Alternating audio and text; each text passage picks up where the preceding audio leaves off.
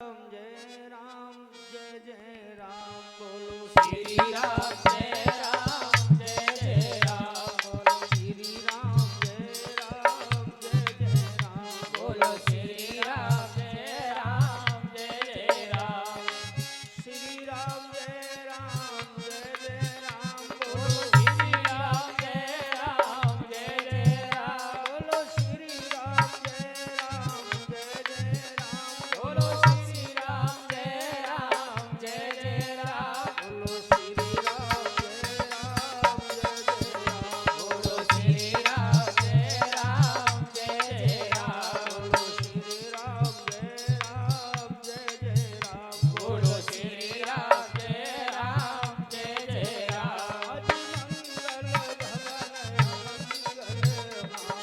मंगल भवन मंगल हारी प्रभु दशरथ अजिर बिहारी ओ प्रभु दशरथ अजिर बिहारी दीन दयाल बिरद संभारी ओ दीन दयाल बिरद संभारी हरो नाथ मम संकट भारी ओ हरो नाथ मम संकट भारी बोलो श्री राम जय राम जय जय राम बोलो श्री राम जय राम जय जय राम अब प्रभु कृपा करो यही भांति अब प्रभु कृपा करो यही भांति सब तज भजन करो दिन राति ओ सब तज भजन करो दिन राति जाती रही भावना जैसी ओ जाती रही है भावना जैसी प्रभु मूर्ति देखी तिन कैसी ओ प्रभु मूर्ति देखी तिन कैसी सुमेरे पवन सुत पावन नाम ओ सुमेरे पवन सुत पावन नाम अपने बस कर राखे राम ओ अपने बस कर राखे राम बोलो श्री राम जय राम जय जय राम बोलो श्री राम जय राम जय जय राम श्री राम जय राम जय जय राम बोलो श्री राम जय राम जय जय राम बोलो श्री राम जय राम जय जय राम बोलो श्री राम जय राम जय जय राम बोलो श्री राम जय राम जय जय राम बोलो श्री राम जय राम जय जय राम बोलो श्री राम जय राम जय जय राम बोलो श्री राम जय राम जय जय राम बोले रामचंद्र भगवान की जय हो भागवत महापुराण की जय। लेकिन गुरु के यहाँ माता पिता के यहाँ हवन यज्ञ में भजन कीर्तन में बिन बुलाए चले जाओ तो कोई अपमान नहीं होता है। इसलिए आप भी चलो और मुझे भी ले चलो। भोले बाबा ने साफ इनकार कर दिया, हम नहीं जाएंगे और हमारी बात को मानो तो तुम भी न जाओ, क्योंकि वहां जाने से तुम्हारा अपमान होगा, तुम्हारा सम्मान नहीं होगा। लेकिन मेरे भागवत बंधुओं, माताओं बहनों, जिस घर में बेटी जन्म लेती है, पल के बड़ी होती है, विवाह योग्य हो जाती है, तो सिर्फ माता पिता जिस ओर उसे भेजते हैं उस ओर वो गैया की तरह चली जाती है। दूसरा संबंध जाकर के परिवार बढ़ाती है। लेकिन कोई भी बेटी अपने माता पिता को भूलती नहीं। सती जी के अंदर अपने माता पिता के प्रति स्नेह था, इसलिए बार बार भोले बाबा से उन्होंने यही शब्द कहा कि स्वामी आखिर मेरे माता पिता हैं, आप भी चलिए, मुझे भी ले चलिए। ए बच्चों, भागवत बंधु अभिमान कर लिया माता बहनों कि तुम जाओ या मन जाओ, लेकिन मैं जाऊं, आखिर मेरे माता पिता। भोलेनाथ की अनुमति नहीं थी, अपने माता पिता पर अभिमान करके वह अपने पीहर जाकर के पहुंची, गणों को साथ ले गई। लेकिन वहां क्या मिला? उनके पहुंचने पे किसी को खुशी नहीं हुई, केवल उनकी माता ने ही उन्हें सराहा, अपनी बेटी को हृदय से लगाया। बहनें उनकी मजाकें करने लगी, हंसी उड़ाने लगी, देवता सब देख करके हंसने। पिता मुख फेर के खड़ा हो गया। राजा दक्ष बोले मैंने नौता नहीं दिया, लेकिन ये आई तो आई कैसे? इतना महाघोर अपमान सती जी का हुआ, उसे वो सहन नहीं कर सकी। लेकिन सबसे बड़ा दुख उन्हें इस बात का था कि जब यज्ञशाला में जाके देखा तो सबका भोग निकला रखा, भोले बाबा का भोग नहीं था। तब उनको विश्वास हुआ। लेकिन भोलेनाथ ने कह दिया था जिस वक्त सती आ रही थी अपने पिता के यहाँ कि हे सती जी, तुम जा तो रही हो, लेकिन वहां तुम्हारा अपमान हो तो हमसे कैलाश पे आके मत कह। सती जी ने जस चारों तरफ से अपमान ही अपमान देखा तो अब उन्हें ध्यान आया अपने स्वामी के कहे पर कि मेरे पति ने कितना मुझे रोका, लेकिन मैं ही एक अभागिन अपने माता पिता पे झूठा अपमान करके, और मैंने पति की बात भी नहीं मानी और मैं यज्ञ में आई तो मुझे क्या मिला? अब मैं क्या उत्तर दूंगी कि किस मुंह को लेकर के मैं कैलाश पे जाऊं? मेरे स्वामी क्या कहेंगे? लेकिन मेरे भाइयों, मेरे बुजुर्गों, बेटी का हृदय बड़ा नाजुक होता है, बड़ा भावुक होता है।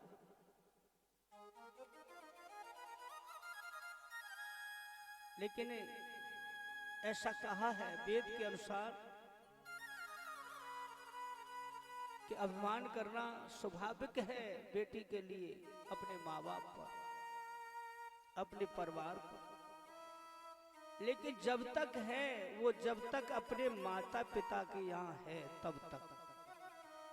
जब वह पराय बंधन बंध जाए टोरी से, तो फिर उसका अभिमान अपने माता पिता पर नहीं, अपने सास ससुर, अपने देवर जेठ, अपने पति पर, अपने ससुराल वालों पे अभिमान करे, उसके लिए वही धर्म होता है। बोलिए शंकर भगवान की जय हो। ये जो कथाएं हैं माता बहनों, ये उदाहरण देती हैं, याद दिलाती हैं आप भी उसी तरह माता हो, कोई और नहीं है।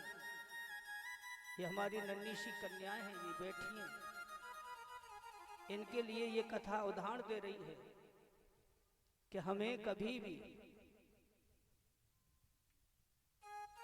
ससुराल पहुंच करके अपने ससुराल वालों पे ही अभिमान करना चाहिए, ना कि अपने माता पिता। और जब तक वो अपने माता पिता के यहाँ हैं तब तक उनका अभिमान करना अपने माता पिता पर, अपने भाइयों पर, अपने परिवार पर, उनको स्वाभाविक है, कर सकती है। लेकिन बेटा और बेटी दोनों एक बराबर है। लेकिन आज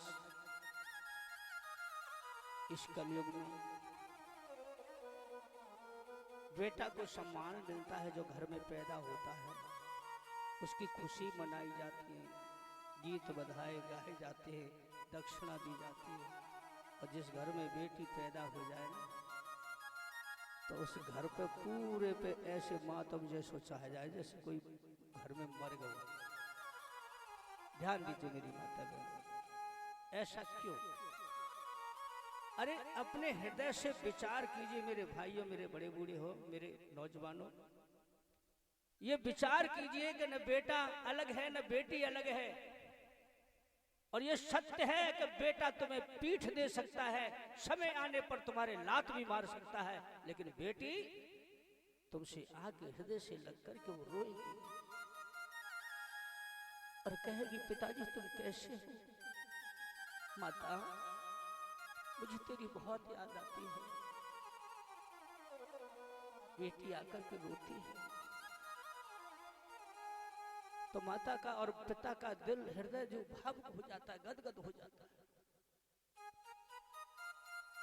लेकिन हमने ही बेटा और बेटी में फर्क समझ लिया। मेरी माता हो, मेरी बहनों, हर बेटी अपना भाग लेकर के आती है, ना कि तुम्हारा कुछ लेती है। तुम क्या दे सकते हो उसे? केवल उसको सम्मान, हुनर और पाल पोष के बड़ा करना और समय आने पे उसको विदा कर देना, ये तुम्हारा फर्ज है। लेकिन जब जाती है बेटी घर में से, उस समय तुम्हारा कुछ नहीं लेके जाती, एक पैसा भी तुम्हारा लेके नहीं जाती है। वो तो पैदा होने से पहले ही भगवान के प्रति वो भेज दिया जाता है कि इतना तुझे अपनी बेटी के विवाह में ये मैं दे रहा हूं, ये खर्च कर रहा है। मेरे भाइयों, बेटी एक लक्ष्मी है, कभी इस पे अपने दिल घृणा नहीं करनी चाहिए। क्यों? कि बेटे का सम्मान जगत में हो जाता है, कितनी खुशी होती है। लड्डू बढ़ते हैं, लड्डू। मेरे भाइयों, माताओं, बहनों, विचार दीजिए, ये कथा आपको प्रेरणा दे रही है कि बेटे का सम्मान जगत में और बेटी का सम्मान नहीं। दुनिया वालों हमें बता दो, बेटी का संतान नहीं। दुनिया वालों हमें बता दो, बेटी का संतान नहीं। बेटी का सम्मान है घर में, बेटे का सम्मान है घर में, बेटी का कोई मान नहीं। दुनिया वालों हमें बता दो, बेटी का संतान नहीं। दुनिया वालों हमें बता दो, बेटी का संतान नहीं। और ये बेटी भी हमारे मांस का टुकड़ा है, हमारे ही खून का एक टुकड़ा है। इसे क्यों ना अपने हृदय से लगाए, जन्म लेते ही वो खुशियां लेकर के आती है, लेकिन हम उसको समझ नहीं पाते। गौर कीजिए, ओ बेटा क्या लेकर के आया, बेटी क्या नहीं लाई है।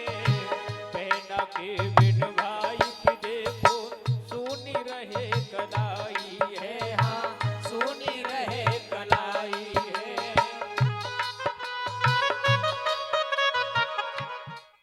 जिस वक्त ये त्योहार आते हैं ना साल में, एक तो रक्षाबंधन और एक भैया दूज। भाई चाहे कितना भी कसाई क्यों न हो, कठोर क्यों न हो, लेकिन ये दो वक्त ऐसे हैं कि अपनी बहन की याद आती है। देखता है कि मेरी सूनी कलाई है, मेरी बहन होती, मेरे राखी का धागा बांधती और मैं उसे आशीर्वाद देता। लेकिन हे माता बहनों, मेरे भाइयों, मेरे बुजुर्गों, आज हमने ही अपने हृदय से बेटी के लिए फर्क समझ लिया है। कभी भी भूल करके बेटा और बेटी में अंतर नहीं समझना चाहिए, दोनों का बराबर सम्मान होना चाहिए। ओ बेटा क्या ले करके आया, बेटी क्या नहीं लाई है, बहना के बिन भाई के देखो सोनी लगे कलाई है, हाँ सोनी लगे कलाई है, हाँ सोनी लगे कलाई है। ओ रक्षा बंधन भैया ध्वज का, रक्षा बंधन भैया ध्वज का, तुमको बिल्कुल ध्यान नहीं, दुनिया वालों हमें बता दो बेटी क्या संतान नहीं, दुनिया वालों हमें बता दो बेटी क्या संतान नहीं।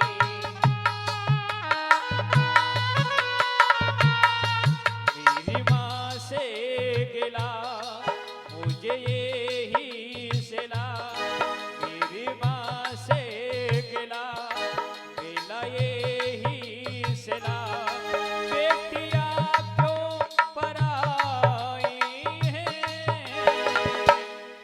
बेटियाँ क्यों पराई हैं, मेरी माँ बेटियाँ क्यों पराई हैं। ध्यान दीजिए और समझिए, सोचो मेरी माताओं, मेरी बहनों, मेरे बुजुर्गों, उसके चाचा ताऊ 4 हैं, भाई भाइयों में आपस में नहीं बनती है, झगड़ा हो जाता है, बंटवारा हो जाता है। बेटा भी ये समझ के अपने घर बैठ जाता है, संतान ये समझ के बैठ जाती है कि मेरे पिता से तो ताऊ का झगड़ा हो गया, मैं उसके घर नहीं जाऊंगा, मैं उनसे नहीं बोलूंगा। लेकिन मेरी माता हो, बेटी एक ऐसी चीज होती है वो अपने परिवार को नहीं बोलती है। उससे मालूम है कि कल मैं अपने घर जाऊंगी, मैं किसकी बुराई लेती हूँ। जब तक बेटी सुबह की निकलती है, अपने ताता और ताऊ और चाची से भेंट करके आती है, वो भी छुप करके अपने माता पिता से, अपने भाइयों से उसकी नहीं मिलती है। जब तक वो उनको जाकर के अपने मन की और उनके मन की नहीं पूछ लेती है, तब तक उसे चैन नहीं पड़ता है। चाची कहती है, बेटी तू मत आव करे, तेरा भाई तुझे मारेगा, तेरा पिता तुझे मारेगा। तो बेटी कह देती हूँ, कोई बात नहीं चाची, मार लेगी तो मार लेगी, अरे मेरे यही समय है। लेकिन हे चाची, मुझे तो भोजन भी अच्छा नहीं लगता है, मुझे क्या मालूम है तुमने खाया है नहीं खाया है। तो बेटी अपने चाचा और चाची को, ताऊ को अपने हाथ से निवाला खवा करके आती है, उनका आशीर्वाद लेके आती है। और जब घर पे पहुंचती है, माँ बाप पूछती है तू कहाँ गई थी? बोले मैं मोहल्ला में खोल रही थी। मैं वो नहीं कहती है कि मेरे चाचा ताऊ के। भाई उसे डांट भी देता है, भाई उसको डांट भी देता है, समय आने पर थप्पड़ भी मार देता है, कोने में बैठ करके रो लेती है और चुपचाप अपने दिल को शांति दे करके शाम को जब तक अपने उस भाई को भोजन नहीं खिला देती, तब तक बेटी खुद भी भोजन नहीं खाती है। मेरे भागवत बंधु, जिसको हम कहते हैं कि यह पराया कूड़ा है, पराया धन है, अवश्य है, लेकिन तुम्हारे लिए वो पराया नहीं है, तुम्हारे मांस का टुकड़ा है। जब बिटिया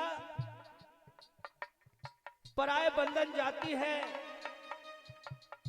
वो घड़ी एक ऐसी आती है जब डोली में बैठने को होती है, तो परिवार को तो क्या, आर पड़ोसियों की आंखों में भी आंसू होता है कि अब यहाँ हमारे आंखों में खेलती थी, कल ये खेलती थी, अब कौन आएगा खेलने? चाची कहती है कि मुझे अब कौन खाना खिलाएगा। चाचा भी नहीं आता है, लेकिन बेटी जा रही है, उसे बुलाया नहीं, लेकिन दरवाजे से देख रहा है कि मेरी बेटियां जा रही है। उसका भाई जो मार देता है उसे घूसा भी मारता है, डांटता है, लेकिन कोने में सिमट के वो भी रोता है कि मैं किसको मारूंगा, मैं किसे कहूंगा, मुझे भैया कौन कहेगा। मेरे भाइयों, वो घड़ी एक ऐसी है, उस घड़ी को कभी भूलना नहीं चाहिए और अपने हृदय से कभी उसे निकालना नहीं चाहिए। बेटियों का सम्मान करना सीखो, इसमें ही हमारी और आज तुम्हारी भलाई है। उसे कभी पराया कूड़ा अपने मुख से मत बोलना, ये लक्ष्मी है।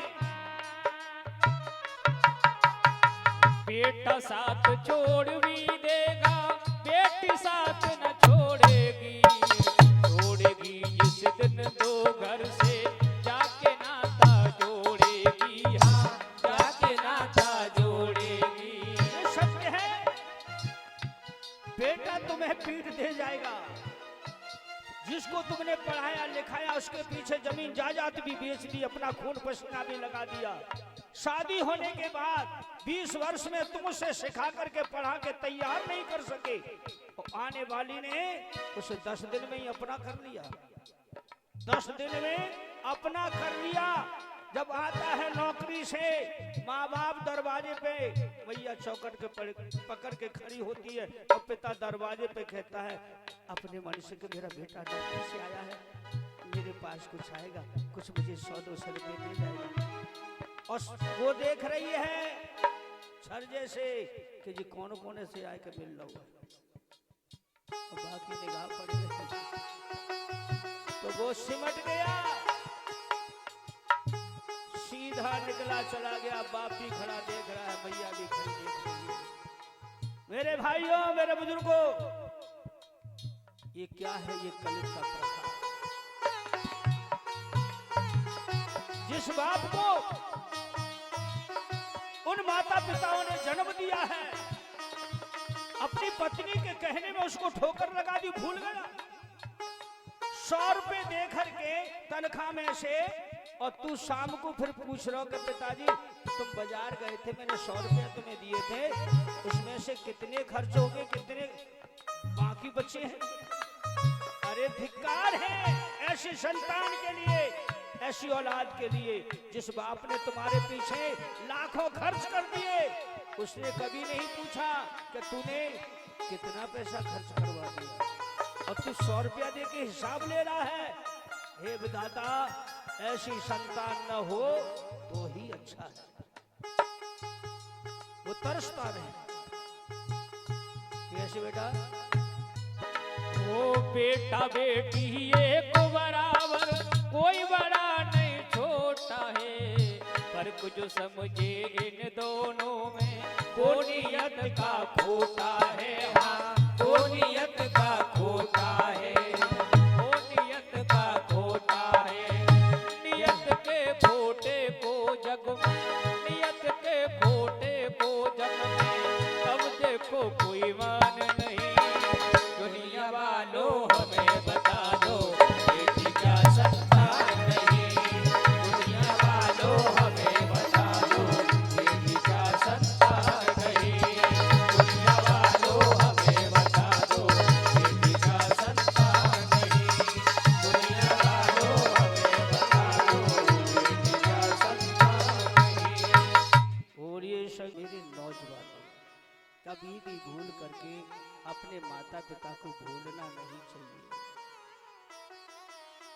हर जिसने तुम्हारे ऊपर जीवन लगा दिया, एक पत्नी के कहने में तुमने उसे ठोकर लगा दिया। कभी भी जीते जी तक वो सुखी नहीं रह सकता जिसने अपने माता पिता को ठोकर मारी, चाहे कितना भी धनवान हो जाए। ध्यान दीजिए हे माताओं बहनों भाइयों, श्री सुखदेव जी कहते हैं कि हे राजन परिषद, इसी वास्ते माता सती ने अपने पिता के यहाँ यज्ञ में प्राणों को न्यौछावर कर दिया, दिखा दिया बेटी का फर्ज उन्होंने निभाया। लेकिन ध्यान दीजिए मेरी माता बहनों, मेरे भाइयों, भगवान को जब भोलेनाथ को मालूम हुआ है तो उन्होंने यज्ञ को विध्वंस किया। वीरभद्र को भेज करके राजा दक्ष को अभिमान का दंड दिया गया, उसका मस्तक अलग करके और हवन कुंड में डाल दिया गया।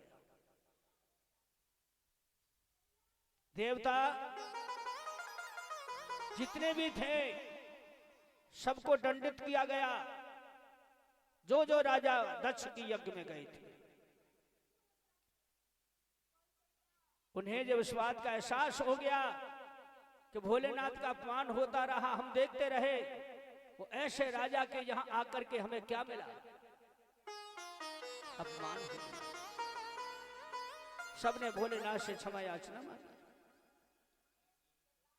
विष्णु जी और ब्रह्मा जी प्रकट हुए, देवर्षि नारद। तब ब्रह्मा जी ने कहा कि भोलेनाथ,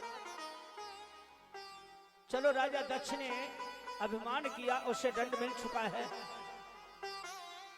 अब तो क्षमा कीजिए। ये देवता तुम्हारी शरण में आ गए, और शरण में आज जो प्राणी आ जाता है उससे फिर क्षमा ही करना पड़ता है, चाहे कितना भी कसूरवार होता है। देवताओं को क्षमा किया, सब देवता अपने अपने लोग गए। भोलेनाथ सती के शव को लेकर के, जो अधजला शरीर था, उसे कंधा पे धारण करके और भाग निकले। 14 घूमे। देवताओं ने मालूम किया है कि भोलेनाथ कैलाश पर पहुंचे ही नहीं, वो तो सती के शव को लेके भागे जा रहे हैं। क्षीर सागर में विष्णु भगवान के पास पहुंचे, प्रभु कुछ कीजिए। बोले बाबा तो सती के शव को लेके भागे जा रहे हैं। विष्णु भगवान कहने लगे, हे देवताओं, इस समय भोलेनाथ को बड़ा वियोग है, बड़ा दुख है। वो सती से प्रेम भी किया करते, क्योंकि उनकी अर्धांगिनी थी। और जब तक ये सब सती का भोले बाबा के पास रहेगा, तब तक वो चैन से नहीं बैठेंगे। सभी देवता हाथ जोड़ के कहते हैं कि प्रभु कुछ कीजिए, कुछ कीजिए, आप सामर्थ्यवान हैं। तब उन्होंने चक्र सुदर्शन को भेजा और कहा कि जाओ सती के सब में से छोटे छोटे टुकड़े करके जमीन पे बिखरा दो। जब सब न रहेगा तो सती जी का क्रोध दिल से निकल जाएगा। चक्र सुदर्शन ने उसमें से 51 टुकड़े करे, जिसमें 9 टुकड़े भारतवर्ष में गिरे, बाकी टुकड़े सब विदेशों में गिरे। उन्हीं नव टुकड़ाओं से यहाँ नव दुर्गा प्रकट हो गई। ये सती का ही अंग है। ये भवानी माँ, दुर्गे, काली, कंकाली, बेलोन, करौली वाली, ये सब उसी के अंग है, जिन्हें हम आप सभी पूजते हैं और मानते हैं। ये सब सती का ही अंग है। बोलिए शंकर भगवान की जय हो, दुर्गे मैया की जय हो, काली मैया की जय हो, जय जय श्री राधे। जय हो। समझ में आई माता बहनों कथा? अब मुझे वह कथा आगे श्रवण कराओ कि सती ने अपना तन त्याग करके और फिर भोले बाबा को कैसे प्राप्त करो, क्योंकि आप कहते हैं कि जन्म जन्म का रिश्ता है। श्री सुखदेव जी कहते, राजन परीक्षित, बहुत अच्छी बात आपने पूछी है कि जब सती जी ने अपने पिता के यहाँ यज्ञ में प्राणों का त्यागन किया था,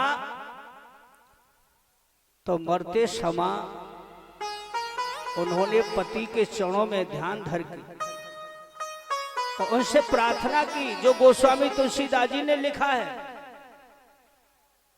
गौर कीजिए।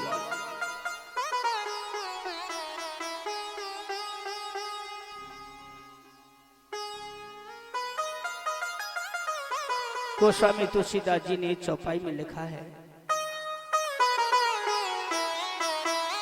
हे माताओं बहनों भाइयों,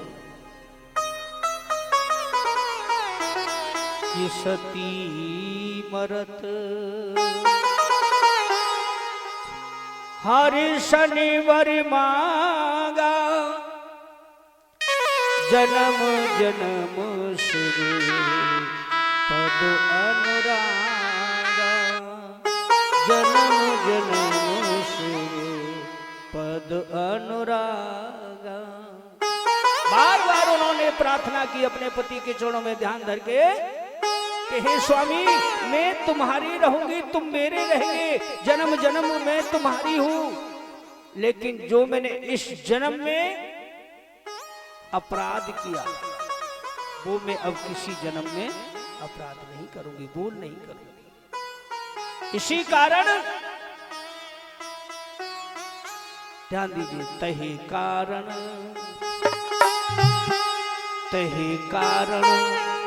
हिम गिरि गृह जाई, तही कारण हिम गिरि गृह जाई, जनमी पारो पति तनु पाई, राम सिया राम।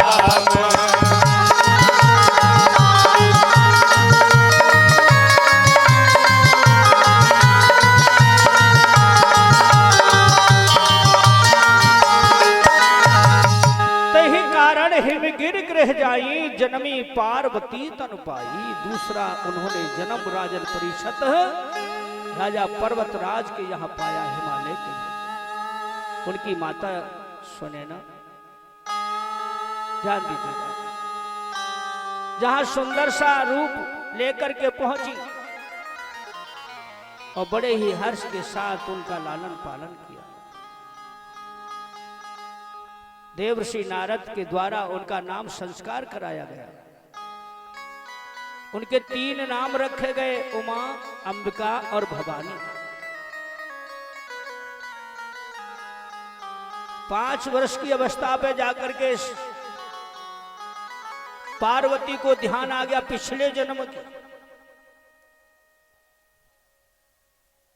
पिछले जन्म की याद आ गई उन्हें। तो भोले बाबा को प्राप्त करने के लिए उन्होंने महाघोर तप करने की हृदय में ठान लिया। और हे माता बहनों भाइयों, 5 वर्ष की माता पार्वती बियाबान जंगल जाकर के एक टापू पे बैठ करके उन्होंने 3000 वर्ष तप किया। बोलो शंकर भगवान की। कितना किया? 3000 वर्ष। ये वेद कहता है कि तप में वो ताकत थी कि शरीर यों की त्यों बना रहता था और वर्षें गुजरती रहती थी, शरीर बिगड़ता नहीं था। वहां सभी देवताओं ने उनकी परीक्षा ली। स्वयं नारद जी पहुंचे कि हे देवी, तुम किसको मना रही हो, इतना महाघोर तप कर रही हो? बोले अपने पति को। कौन है तुम्हारे पति? कि कैलाशवासी त्रिपुरारी शंकर भोलेनाथ। नारद जी भेष बदले, माता ने पहचान लिया। नारद जी बोले जिन मोई ना पहचाने पा। बोले हे देवी, उसके लिए भी तू क्यों पागल हो रही है बैठी बैठी? अरे छोड़वा के नाम को, वह तो नंगा है, बापे का है। कोई और राजा 33 कोण के देवता है, उनमें से दूसरे चुन ले। वहां तो जगह हाथ बैठ हुए बर्फ में का करेगी तू। इतने पे पार्वती नाराज हो गई। बोले खबरदार, मैं तुम्हें श्राप देती हूँ। नारद जी अपने भेष में आगे, माता मुझे क्षमा करो, क्षमा करो, मुझसे मैं तो तुम्हारी परीक्षा ले रहा था, मुझे श्राप मत देना। तो तुम भी आ गए मेरी परीक्षा ले। नारद जी का तो काम यही था, इधर की उधर करना, यहाँ की खबर यहाँ करना, वहां की खबर यहाँ। 3000 वर्ष तप करने के पश्चात वह अपने पीहर पहुंची, अपने माता पिता के जंगल से लौट करके। जब देवताओं का आशीर्वाद उन्होंने प्राप्त किया और उनकी अवस्था विवाह के योग हुई, माता पिता ने उनकी जो हालात को देखा, देवर्षि नारद ने सारा कुछ भेद बता दिया। राजा रानी दोनों प्रसन्न, नाई और पुरोहित को बुला करके भेज दिया कि जाओ हमारी बेटी का सिक्का चढ़ा के आओ। सप्तऋषियों को बुलाया, ब्रह्मा जी उपस्थित हुए। स्वयं लगन पत्रिका ब्रह्मा जी ने बनाई। भोलेनाथ के विवाह की तैयारी हुई। कैलाश पे सिक्का चढ़ाया गया। देवताओं में हर्ष हो गई, बड़े खुशी हुई। नंदी विचार करता है कि अब हमारे बाबा को ब्याह होगा तो दूल्हा बाबा बनेंगे, तो सजावट में ये होगी कि वो मेरी पीठ पे तो बैठे।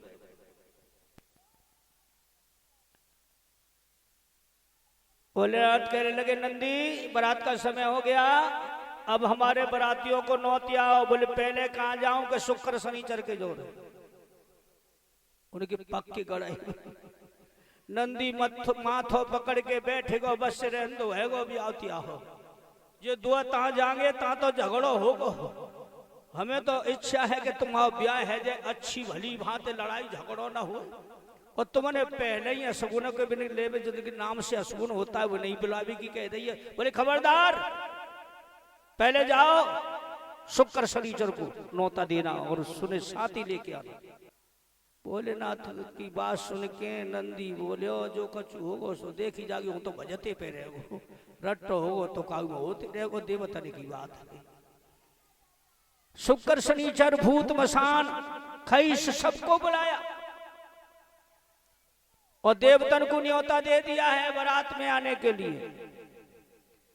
लेकिन देवता संग नहीं गए, देवता तो वहीं पहुंचे। हिमालय राज की नगरी में मेड़े पे बारात पहुंची है तो भूत मसान सिगमते पहले आ गए।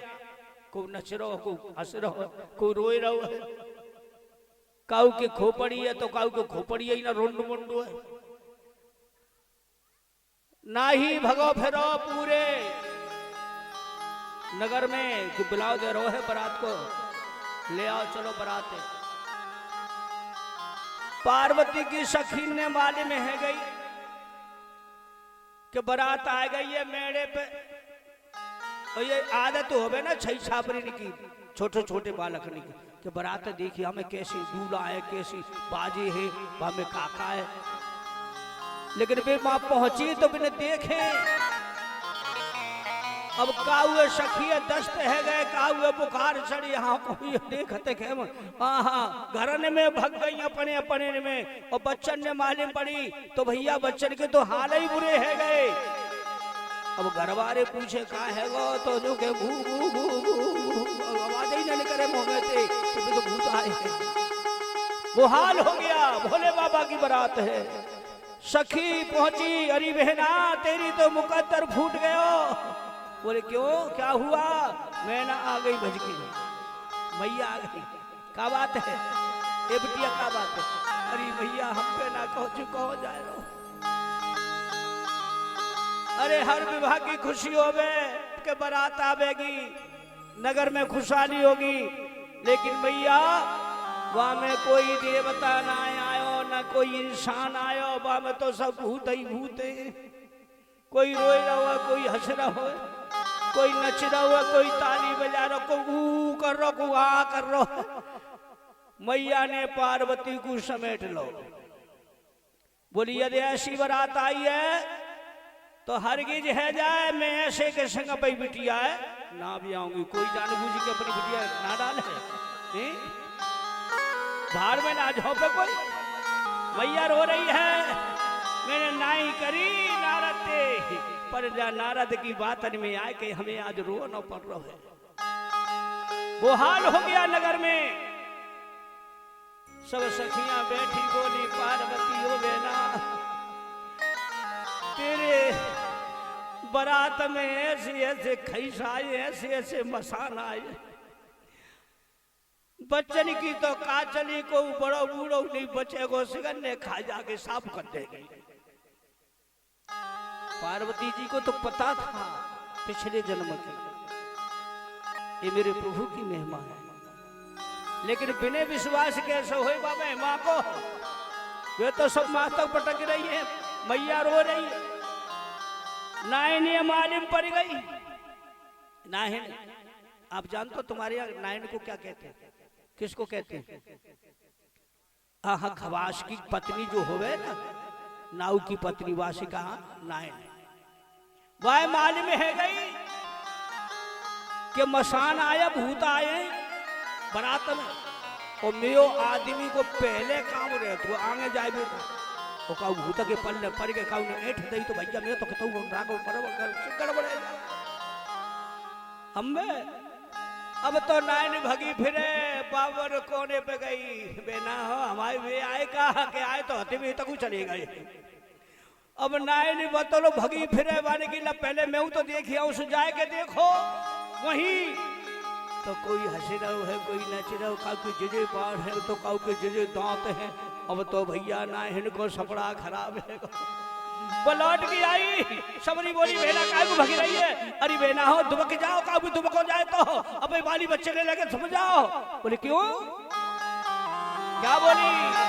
ऐसी आई है बारात, ऐसी आई है बारात शकी मेरो जिया घबराए, कैसी आई है बारात, कैसी आई है बारात सारी देख देख मेरो जिया घबराए, कैसी आई है बारात, कैसी आई है बारात।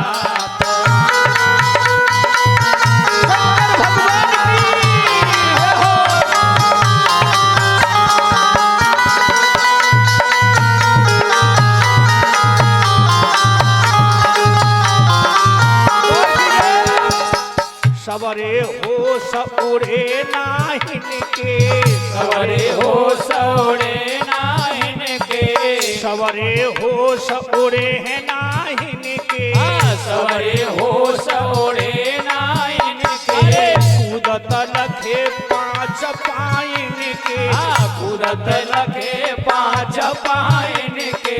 बोली बहना तेरी सकी मेरो नौवा बचे जाए, कैसी आई है बारात, कैसी आई है बारात सखी देख देख मेरो जिया घबराए, कैसी आई है बारात, कैसी आई है बारात।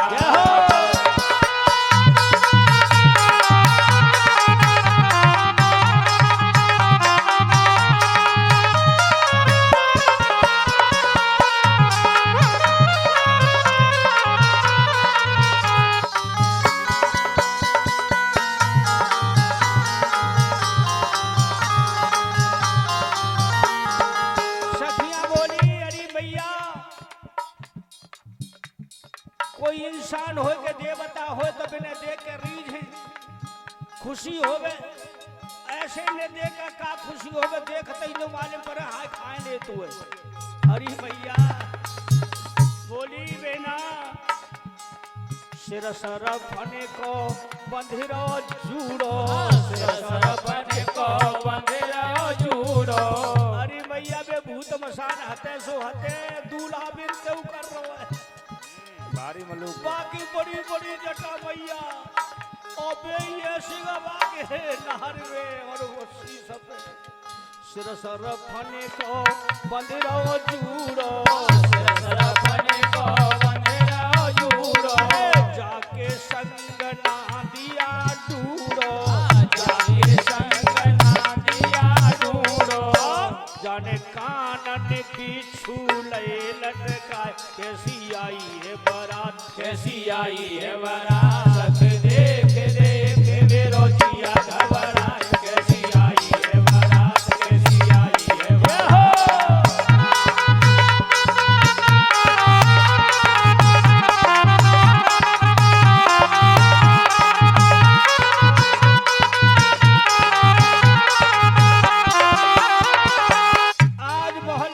सबरी खट्टी है गई भैया, कोई डर के मारे दांती बज रही है तो काउए दस्त है गए, काउए मलेरिया बुखार चढ़ो।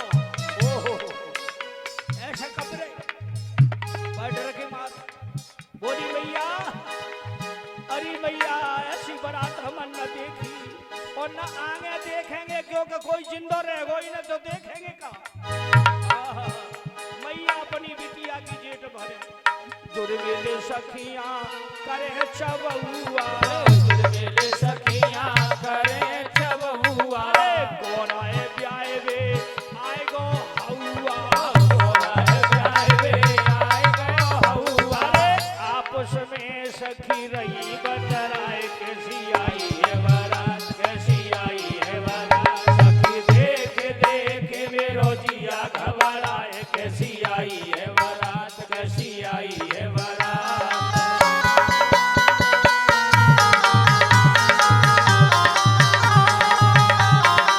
गुरु शंकर भगवान की जय हो। पूरे नगर में चर्चा है गई को कहते बात ना कर रो अब तो मौन साधे ठाड़े से गड़ी को कोने में से मटके को रजाई ओढ़ के को खाट के नीचे घुसो है और मैया के आंगन में तो हैया हंस रही है वे सखी देख के गई ना तो बिना तो बुखार चढ़े पार्वती की मैया जेठ में लेके बोली ओ बिटिया हो यदि ऐसी बारात आई है अभी हाल मरू कुआ में गिर के जाऊँ संग लेके मरूंगी ब्याह हाल है जाओ मैया एक बोली हाँ मैया ठीक कह रही है मरू हाल जागी तू पहले ना सोची जा बात की अब सब सखियां ओहो क्या बोली हैं ए बहना पार्वती तू तो बड़ाई करती रहती है अपने आदमी की के लिए तो ऐसे त्रिलोकी है ऐसे की बात ऐसी की बढ़ाई करती पार्वती जी शर्म के मारे मैया की गोद में बैठी सो रही और सखी कह रही है अरे बहना के हामी भरे आयो ए मैया तेने तो के हामी भरे आयो पिता तुम्हारो पार्वती गोरा ले जा गोट मरुवारो ओ हामी भरे आयो हमें हामी भरे आयो पिता तुम्हारो गोरा ले जा गोट मरु मारो बोलो शंकर भगवान की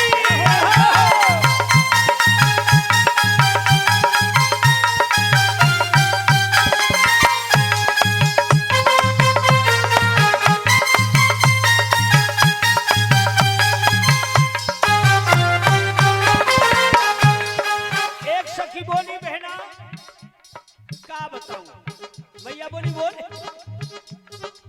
तेरी बहना कि तू तो गोरा 20 वर्ष की वरना तेरो बूढ़ो तो गोरा 20 वर्ष की वरना तेरो बूढ़ो तू 20 वर्ष की वो 80 को नारे हल्लैया जगमग सादे सगी ना सवेरो ते जीवन कैसे कटेगो पार्वती सुन रही है अरे तू तो गोरा 20 वर्ष की वरना तेरो बूढ़ो तू तो गोरा 20 वर्ष की वरना तेरो बूढ़ो डगमग नार हले जग बनोसी सबे जूड़ो डगमग हाल हरे जगमग शीस पे जूड़ो और का बोली अरे ऐसे बरना पे ओ ऐसे बरना पे भूवर डारो गोरा ले जा गोट मरु मारो ओ हामी भरे आयो हमें हामी भरे आयो पिता तुम्हारो गोरा ले जा गोट मरु मारो जय हो शंकर भगवान की पार्वती मैया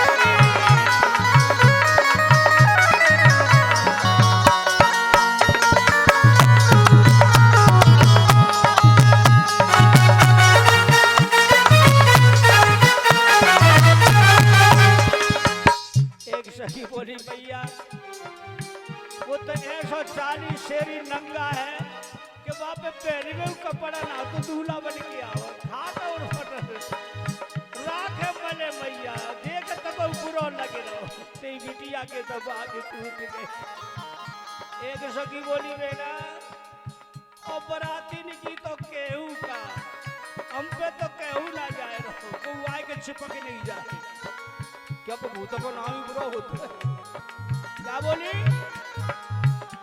अरे भूत प्रोत मसान बराती हाँक संग में लायो भूत प्रोत मसान बराती आंख संग में लायो भूत प्रोत मसान बराती हाँक संग में लायो भूत प्रोत मसान बराती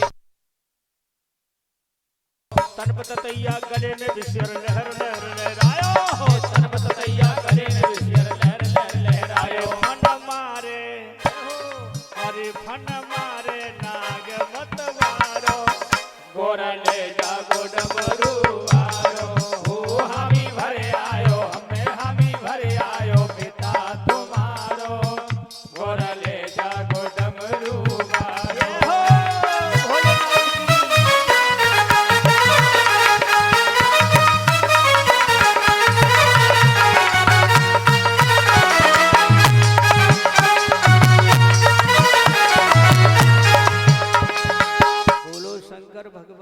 की जय हो।